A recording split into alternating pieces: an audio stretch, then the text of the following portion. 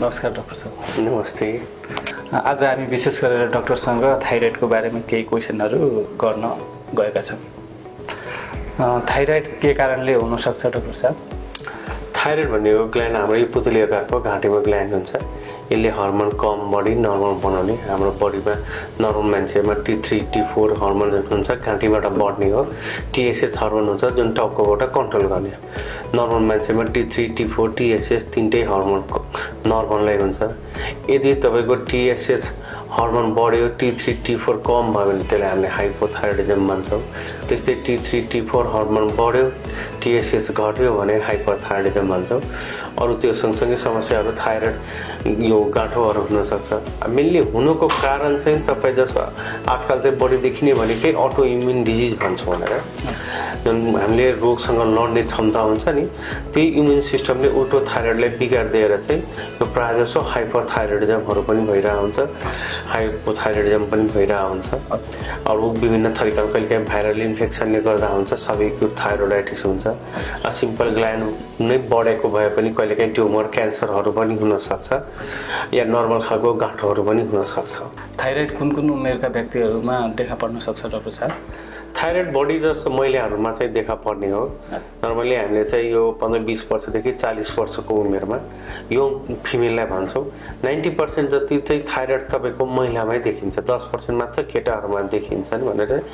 त्यही भएर चाहिँ यो अटोइम्युन डिजिजहरू महिलाहरूमा कमन भएको कारणले गर्दाखेरि त्यही भएर चाहिँ महिलाहरूमा बढी थाइरोइड हुन्छ। जस्तै सुगर, प्रेसरहरू धेरै जस्तो चाहिँ अब केटा मान्छेहरूमा देखिन्छ, पुरुषहरूमा यो रोग कमन छ भने कति अटोइम्युन डिजिजहरू महिलामा नै कमन भएको कारणले गर्दाखेरि थाइरोइड प्रायः जस्तो महिलाले नै देखिन्छ। वंशानुगत हुने थाइरोइड छुट्टै हुन्छ। जस्तै मेडुलरी कार्सिनोमा अफ थाइरोइडहरू भयो भने तपाईँको चाहिँ त्यो वंशानुगत हुन्छन्। हामीले घरमा आमालाई छ, दिदीलाई छ, मलाई पनि भयो भनेर भन्ने हुन्छ, फ्यामिली नै हो भने जस्तो त्यो फ्यामिली नै हो भन्दा पनि यहाँ तपाईँको यो अटोइम्युन डिजिज भएकोले गर्दाखेरि एकदम कमन हो।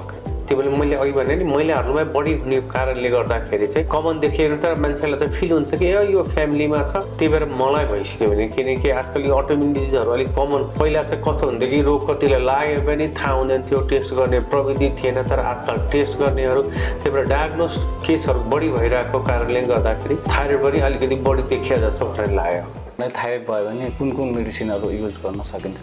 अब मेडिसिन युज गर्नलाई चाहिँ क्लियर हुनुपर्छ। एउटा हुन्छ हामीले थाइरोइड हर्मोन बढेको हाइपरथाइरोइडिजम, त्यसमध्ये कमन रोग भनेको ग्रेव्स थाइरोटोक्सिकोसिस, जुनमा चाहिँ T3 T4 हर्मोन बढ्छ, TSH हर्मोन कम हुन्छ। यसको उपचार दुई थरीका हुन्छन्। एउटा त रेडियो आयोडिन थेरापी भन्छौँ, पानी जस्तो झोल खाने, एकचोटि खाए थाइरोइड निको भएर जान्छ। 50% बिरामीलाई निको भएर जान्छ, 50% बिरामीलाई उल्टो थाइरोइड हर्मोन कम भइदिन्छ। किनकि हर्मोन बढेको रोग T3 T4 जुन बढेको हुन्छ, त्यो रोगले चाहिँ तपाईँको शरीरलाई आँखा, मुटु, कलेजो, रगत सबै कुराहरूमा बिगार्ने गर्ने हुन्छ। त्यही भएर त्यो रोग पालेको राम्रो होइन। या औषधि खानै पर्यो भने कार्बिमाजोल भन्ने औषधि पाउँछ, मेथिमाजोल पाउँछ बजारमा, त्यो औषधि हामीले सेवन गर्नुपर्ने हुन्छ। 1.5 2 वर्ष गऱ्यो भने 50% चान्सहरू निको भएर जान्छ, 50% चान्स छ फेरि बल्झेर जान्छ। बल्झेर गयो भने सबभन्दा राम्रो उपचार भनेकै रेडियो आयोडिन थेरापी गरिदियो भने राम्रो हुन्छ। कि बिरामी नर्मल 50% चान्स छ कि नर्मल भएर जान्छ, कि 50% चान्स तपाईँको हाइपोथाइरोइडिजम, बरु हाइपोथाइरोइडिजम गएको राम्रो। जसरी हाइपोथाइरोइडिजम भनेको तपाईँको TSH बढ्नु, T3 T4 कम हुनु। त्यसपछि यसको औषधि हुन्छ लिभोथाइरोक्सिन, बाचुन्जेल। यो औषधि खाने, बाचुन्जेल यो रोग र औषध दुवैले केही कुरामा बिगाड गर्दैन। त्यही भएर हाइपोथाइरोइडिजमलाई प्रायः जस्तो संसारभरि नै थाइरोइड मध्येको कमन रोग भनेको हाइपोथाइरोइडिजम हो। 90% बिरामी भनेको हाइपोथाइरोइडिजम हो। त्यही भएर यसमा एक ट्याब्लेट लिभोथाइरोक्सिन बिहान खाली पेटमा खाइदिनुहोस्। यसले गर्दा तपाईँको थाइरोइड कन्ट्रोल हुन्छ। बाचुन्जेल त्यस्तो अप्ठ्यारो गर्दैन। भोलि डाक्टर साहब थाइरोइड बढ्यो भने होइन, मिडियामा अनेक थरीका मेडिसिनहरू र बजारमा जस पाइने मेडिसिनहरूको बारेमा त्यो खाँदा ठिक हुन्छ अथवा हुँदैन भन्ने जानकारी हल्ला आइरहेको छ कि कस्तो होला डाक्टर साहब? डाक्टर साहब के अब यो थाइरोइड औषधि खानै पर्ने हुन्छ, नखाइकन पनि कन्ट्रोल गर्न सकिन्छ कि भनेर। त्यही भएर चाहिँ यसको कुनै स्पेसल एक्सर्साइज अब कति तपाईँ देख्नुहुन्छ आजकल त्यहाँ देखिन्छ नि, यो गरौँ भनेर सोसियल मिडियामा पनि कति कुरा देखिन्छ। तर हामीनिर कति त्यस्तो बिरामी हुन्छ, डाक्टर साहब मैले यो मुख बारे यो एक्सर्साइज गरेँ तर पनि थाइरोइड मेरो घटेको छैन भनेर भन्ने आउँछन् होइन। किनकि हामीले चाहिँ प्र्याक्टिकली हेर्दाखेरि तपाईँको चाहिँ थाइरोइडलाई चाहिँ स्पेसल यो एक्सर्साइज यो हाइपोथाइरोइडिज्म कन्ट्रोल गरेर राम्रो भएको देख्दैन। त्यही भएर एउटा जुन औषधि हुन्छन् हाम्रो हाइपोथाइरोइडिज्म भन्छौँ, जुन चाहिँ यो TSH हर्मोन बढेको, T3 T4 कम भएको, यसलाई चाहिँ हामीले लिभोथाइरोक्सिन ट्याब्लेट पाउँछौँ। संसारभरि पाउने औषधि त्यही हो, त्यही खाने थाइरोइडलाई तपाईँले कन्ट्रोल गरेर राख्न सक्नुहुन्छ। के थाइरोइडको औषधि हामीले जीवनभरि सेवन गरिराख्नु पर्ने हो डाक्टर साहब? अब कसैलाई यो हाइपोथाइरोइडिज्मको कुरा गरौँ जसमा हामीले भन्यौँ TSH बढ्छ, T3 T4 हर्मोन कर्भ हुन्छ, त्यस्तो बेलामा औषधि लामो समय बाँचुन्जेल खाने नखाने भने चाहिँ हामीले थाइरोइडको एन्टिबडी टेस्ट हेर्छौँ, NT-TPO एन्टिबडी, थाइरोइडको भिजुअल एक्सरे गरेर हेर्छौँ। यदि तपाईँको NT-TPO एन्टिबडी टेस्ट पोजिटिभ छ भने औषधि लाइफ लङ नै खाने गर्नुपर्ने हुन्छ।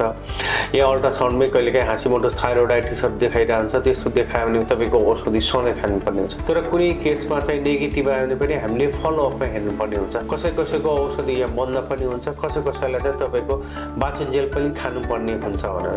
त्यही भएर चाहिँ त्यो केस सिनारी, बिरामीको लक्षण, यो सबै कुरा फलोअप हेरेर नै डिसाइड गर्नुपर्ने हुन्छ कि औषधि सधैँ खानुपर्छ या पर्दैन। अनि थाइरोइड बिग्रियो भने कस्तो किसिमको रोगहरू निम्त्याउँछ यसले डाक्टर साहब?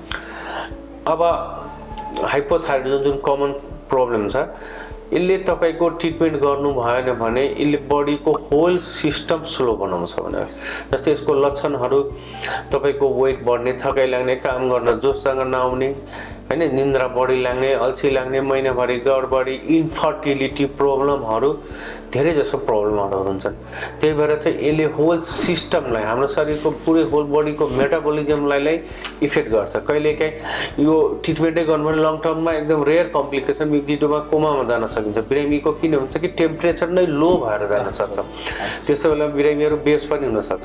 कतै यसले मुटुको चाल कम गर्ने, किडनीको जुन फिल्ट्रेसन हुन्छ त्यो पनि कम हुन्छ, हात खुट्टाहरू तपाईँको सुनिन थाक्छ, होइन। कसैले बेबीको लागि प्लानिङ गरिरहेछ भने इन्फर्टिलिटीको प्रब्लम हुन्छ, होइन, विकनेस, टायर्डनेस, काम गर्ने जोस जाँदैन।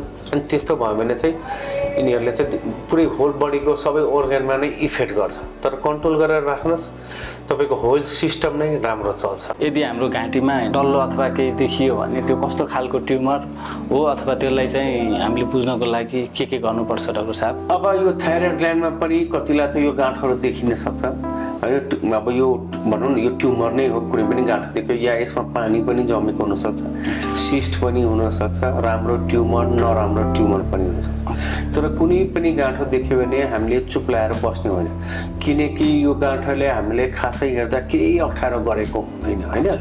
तर हामीले यो राम्रो ट्युमर, नराम्रो ट्युमर भनेर छुट्याउनु पर्ने हुन्छ। किनकि अब नराम्रो ट्युमर क्यान्सरै देख्यो भने त हामीले उपचार गर्नुपर्ने हुन्छ भनेर। त्यही भएर चाहिँ यो थाइरोइड ग्ल्यान्डमा राम्रो ट्युमर, नराम्रो छुट्याउनुलाई एउटा त हामी रगत जाँच गर्छौँ, रगतमा थाइरोइड कस्तो छ। प्रायः जसो ट्युमरमा रगतमा नर्मल नै आइरहेको हुन्छ थाइरोइड रिपोर्ट चाहिँ। त्यसपछि हामीले गर्ने एउटा अल्ट्रासाउन्ड गर्छौँ, FNEC गर्छौँ, भनेपछि भिडियो एक्सरे गर्ने हो। यसबाट एउटा सुई लगाएर पानी हामीले झिक्छौँ, यो यसमा FNEC ले थाहा हुन्छ कि राम्रो नराम्रो पनि, अल्ट्रासाउन्डले पनि आइडिया दिन्छ भने। त्यसपछि एउटा अर्को हुन्छ हामीले थाइरोइड स्क्यान भन्ने हुन्छ। स्क्यानले पनि पुरै होल ग्ल्यान्डको तपाईँको सिनारियो देखाउँछ कि कुनै नराम्रो, किनकि हामीले कहिलेकाहीँ पानी झिक्यो भने त्यो पानी झिकेको ठाउँको मात्र देखाउँछ भने FNEC मा। त्यसमा राम्रो पनि आउनसक्छ, नराम्रो पनि आउनसक्छ। तर नराम्रो छैन, नर्मलै छ भने पनि हामीले छोड्नु हुँदैन, हामीले स्क्यान गर्नुहुन्छ। स्क्यानमा कोल्ड नोडुल हो कि नर्मल हो कि हट नोडुल हो भन्ने देखाउँछ भने, होइन। प्रायः जसो ट्युमरहरू कोल्ड नोडुल नै हुन्छ भने कुनै क्यान्सर। अनि यदि क्यान्सर तपाईँको कन्फर्म भयो भने हामीले आत्तिनु पर्दैन, भन्छ नि भगवान्ले कसैलाई पनि क्यान्सर नदियोस्, बट दिए पनि थाइरोइडको दियोस्, किनकि यो क्यान्सर देखियो भने हामीले पूर्ण रूपमा उपचार गरिन्छ भनेर। किनकि हामीले अपरेसन गरेर थाइरोइड ग्ल्यान्ड फालिदियो भनेपछि त्यसपछि रेडियो आयोडिन थेरापी हामीले गरिदिन्छौँ सबै कन्डिसन हेरेर। त्यो भयो भने तपाईँको लाइफ चाहिँ पुरै नर्मल हुन्छ भनेर। जसरी जति तपाईँको बाँच्ने आयु छ तपाईँ त्यति नै बाँच्नुहुन्छ। त्यही भएर थाइरोइडको क्यान्सर पनि देखियो भने चाहिँ आत्तिनु पर्दैन, हो क्यान्सर फैलिनु चाहिँ भएन। जस्तै नर्मली हतपत्त तपाईँको चाहिँ थाइरोइड क्यान्सर फैलिँदैन। अब अरूतिर फैलियो गऱ्यो भने चाहिँ अलिक गाह्रो हुन्छ त्यस्तो बेला चाहिँ उपचार गर्न। मतलब तपाईँको घाँटीभित्रै ग्ल्यान्डभित्रै तपाईँको यदि ट्युमर छ भने चाहिँ त्यसलाई हामीले चाहिँ पूर्ण रूपमा उपचार गर्न सक्छ। तपाईँको लाग्यो गऱ्यो म अब क्यान्सरको डाक्टर देखाउँछु गर्छु भनेर भन्नुभन्दा राम्रो तपाईँको सबभन्दा पहिला कन्फर्म गर्नुहोस् रोगले। त्यही भएर चाहिँ बरु सम्बन्धित थाइरोइडकै स्पेसलिस्ट इन्डोक्राइनोलोजिस्टलाई गएर भेट्नुहोस्, होइन। रोग उहाँले कन्फर्म कन्फर्म गरिदिनुहुन्छ। कन्फर्म गरिसकेपछि त्यसपछि क्यान्सर छ भने त उपचार अपरेसन गर्ने यो गरिसकेपछि तपाईँलाई एकदम राम्रो हुन्छ। अब अपरेसन गरिसकेपछि अब त्यसपछि तपाईँको एउटा रेडियोआयोडिन थेरापी हुन्छ। त्यसपछि तपाईँको ग्ल्यान्ड भएन भने त थाइरोइड ग्ल्यान्डै भएन भने काम गरिरहेको छैन, त्यही भएर हाम्रो थाइरोइड हर्मोन शरीरमा कम हुन्छ। त्यसपछि बाँचुन्जेल तपाईँको थाइरोइड औषधि खाने, तपाईँले बाँचुन्जेल केही कुरामा गाह्रो गर्दैन।